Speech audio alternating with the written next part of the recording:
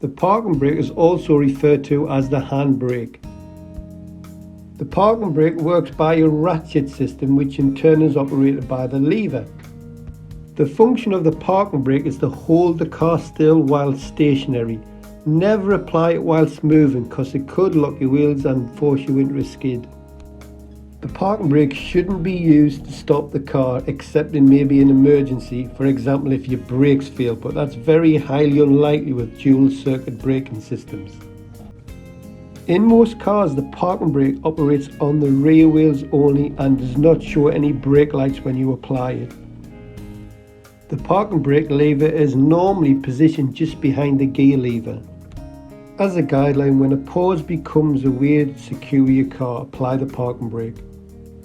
In certain lighting conditions, sitting on the brake lights can dazzle other road users.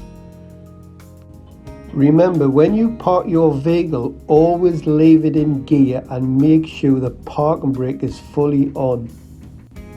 To apply the parking brake, push the button in, bring the parking brake up till you feel the resistance, then release the button and then release the parking brake.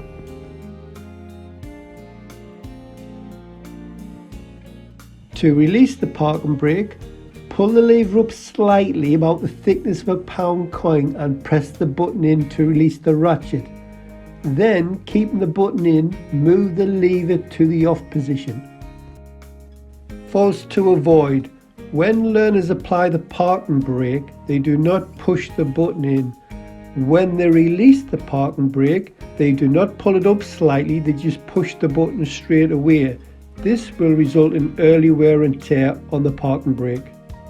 Learners sometimes apply the parking brake just before the car stops. You do not apply the parking brake until the car has rested on its springs. When sitting in queues of traffic, learner drivers forget to apply the parking brake.